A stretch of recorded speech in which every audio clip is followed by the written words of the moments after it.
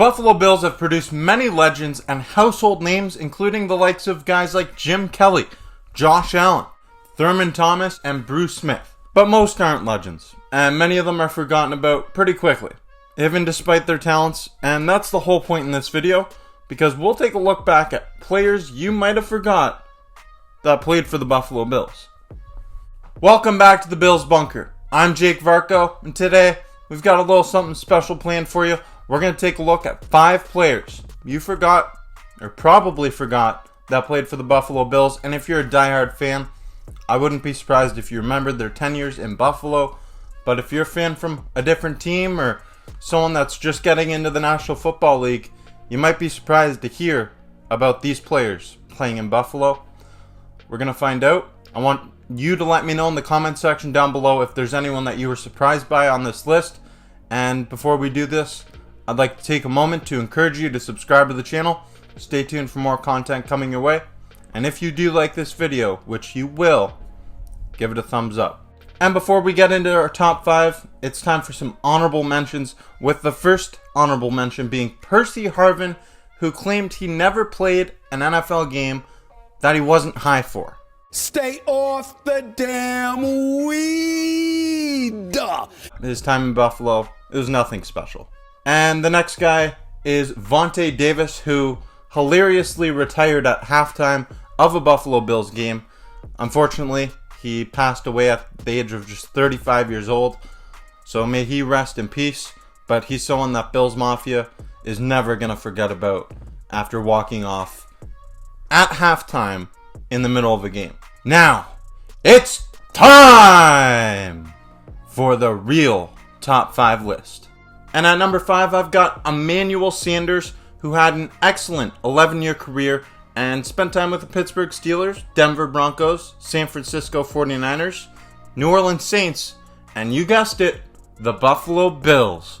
Sanders amassed a grand total of 704 receptions with 9,245 receiving yards and 52 total touchdowns throughout his impressive 11-year career.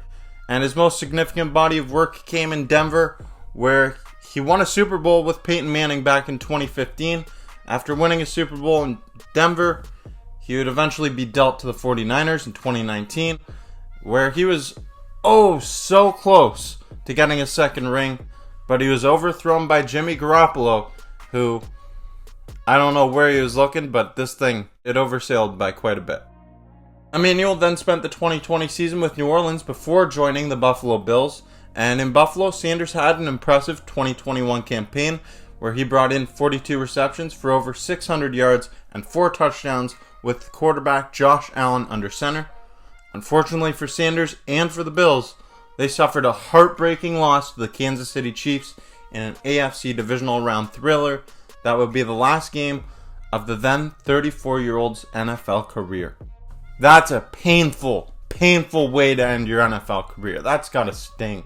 And during his 1-year stint with the Buffalo Bills, Sanders was pretty productive, but the reason I have him on this list is I don't really hear anybody mentioning Emanuel Sanders anymore. You don't see Emanuel Sanders Bills jerseys, and in that offense, that was a loaded offense in 2021. Let me remind you, he was being overshadowed by guys like Diggs, Cole Beasley, as Isaiah McKenzie even, and then Gabe Davis, who had that breakout game in that 2021 divisional round where he brought in 4 touchdown receptions. So Emanuel Sanders, great NFL career, but he's not going to be remembered for his time with the Bills. At number 4 is Matt Castle, who played just 1 game in Buffalo during his 14-year career.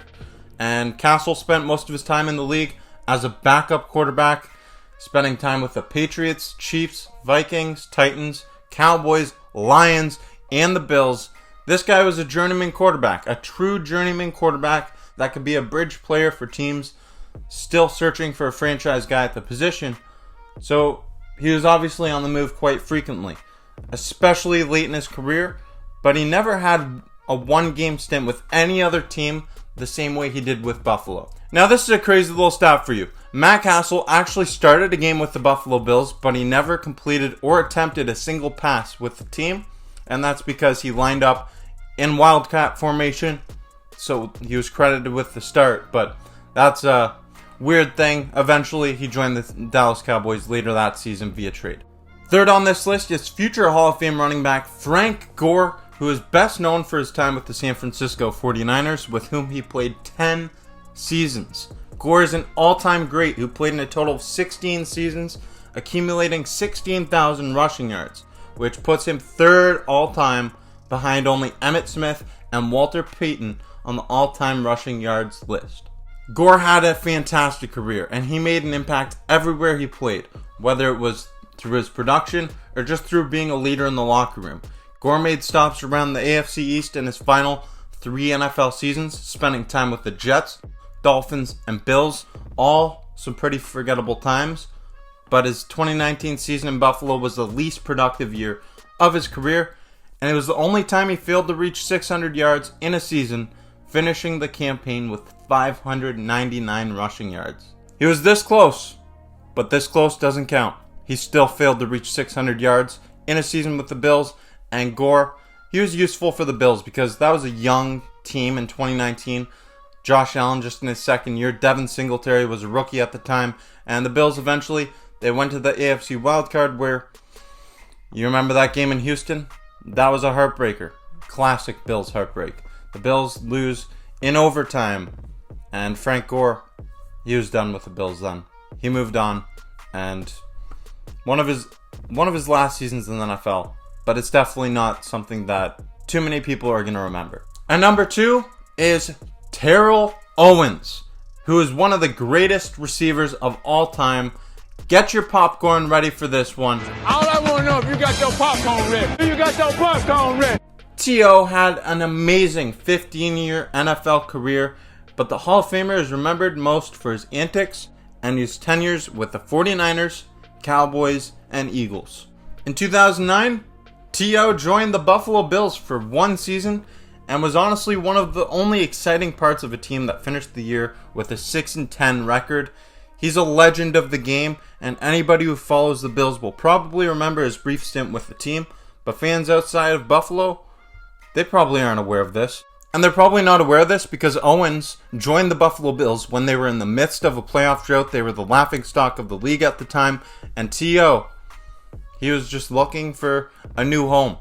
Honestly, there was so much controversy surrounding T.O. throughout his whole career, but the guy could ball on the field, all-time great, and he spent a season in Buffalo. That was exciting for the franchise and for the fans because really there's nothing else going on at the time. And Owens was 36 years old when this happened, joining the Bills at the end of his career. He only played in one more NFL season, and that was with the Cincinnati Bengals in 2010. And topping this list of players you probably forgot that played for the Buffalo Bills is none other than Reggie Bush, who had one of the worst seasons by any running back ever with the Bills in 2016. Bush is remembered most for his show-stopping collegiate career with USC, as well as his time in the NFL with the New Orleans Saints and Miami Dolphins. He was drafted by the Saints 2nd overall in the 2006 NFL Draft, and he won a Super Bowl with New Orleans in 2009, but he was struggling to stay on the field and produce before he eventually rejuvenated his career in Miami with the Dolphins during the 2011 campaign. And during the 2011 season, Bush had a career-best 1,086 rushing yards with 6 touchdown runs, and he had a few more good years in the league before really falling off in 2014 with the Detroit Lions. The following year, in 2015, Bush had a forgettable season with the San Francisco 49ers, recording just 8 rushes for 28 yards. But it only got worse for Reggie in 2016 with the Bills, when he rushed the ball 12 times for -3 yards. I will say that again for you. 12 rushes for -3 yards. Bush had a touchdown run with the Buffalo Bills, but he finished with -3 yards. I don't even know how that's possible. It's just absolutely awful, and it's one of the worst seasons by any running back ever. And it was with the Buffalo Bills. They were still in those drought years at the tail end of them. And Reggie Bush, boy oh boy, that is tough. It was his last season in the NFL. He never got another opportunity after that, and I can see why. The guy just didn't have it anymore. -3 rushing yards. -3. This is history here. You're history. This is garbage. I can say I bled for garbage. And Reggie Bush will finish our list of 5 players you probably forgot that played for the Buffalo Bills.